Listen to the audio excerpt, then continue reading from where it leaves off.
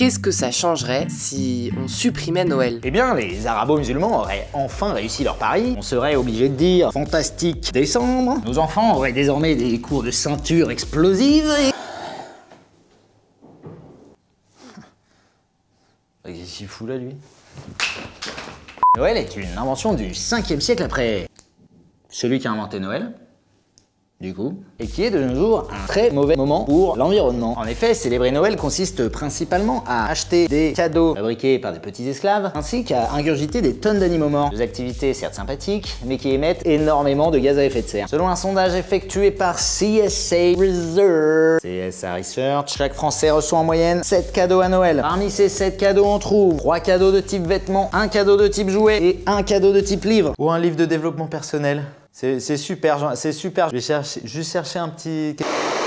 Le reste des cadeaux étant généralement composé de kits prêts à pousser bonsaï de chez Nature et Découverte qu'on entrepose en général directement dans son pion. Sachant que pour ce qui est des vêtements, on va dire que les gens s'offrent uniquement des t-shirts en coton dont l'empreinte carbone individuelle est de 5 kg de CO2. Sachant qu'on en reçoit en moyenne 3 par personne et par Noël. Ceci fait que chaque Français émet l'équivalent de 15 kg de CO2 en termes de vêtements. Pour ce qui est des jouets, ceux-ci étant diversement composés de plastique, de métal et de cocaïne. Y'a pas de cocaïne? Sûr de ça? Ok, moi j'en ai eu plein quand j'étais petit. Le calculateur d'Unia nous indique que l'empreinte carbone d'un jouet est égale à 650 grammes de CO2 par euro que ce jouet coûte. Est-ce que ça suit au fond? Et j'en ai toujours rien à foutre. Sachant maintenant que le budget des parents consacré aux jouets est de 130 € par Noël. Ceci signifie que chaque foyer rejette dans l'atmosphère 85 kg de CO2 rien que pour acheter des ceintures Pokéball à un enfant ingrat qui voulait en fait la ceinture Clip & Go avec bulle bizarre. À mon époque, j'avais une orange à Noël.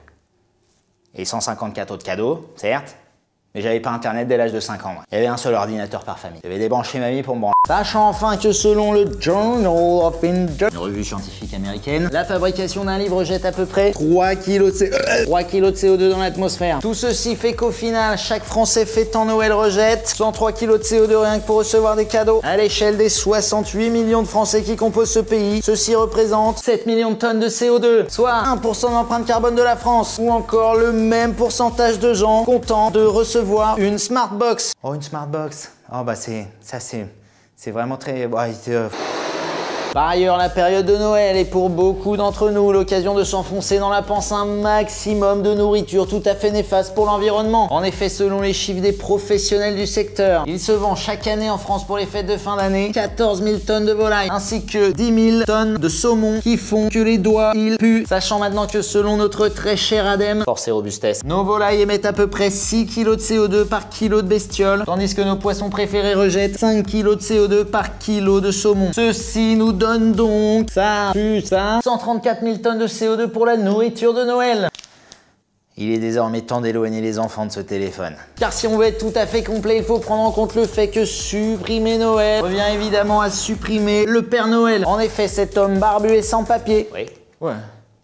Non mais c'était une blague. Possède des rennes qui lâchent un maximum de proutes contenant du méthane, un gaz particulièrement néfaste pour le climat. Sachant que un renne est égal à environ un cheval. Sachant maintenant que un cheval émet environ 20 kg de méthane par an. Cela signifie que les 8 rennes du Père Noël émettent 160 kg de méthane par an, soit environ 0,00001% des émissions de méthane de l'agriculture en France. Ou encore le même pourcentage de gens qui aiment bien l'Argentine. Pour résumer, en prenant en compte uniquement les cadeaux, la nourriture et le Père Noël, on se rend compte que fêter Noël rejette dans l'atmosphère la somme faramineuse de 7 134 000 tonnes de CO2 et 160 kg de méthane dans l'atmosphère chaque année. Supprimer Noël est donc une plutôt bonne initiative pour l'environnement.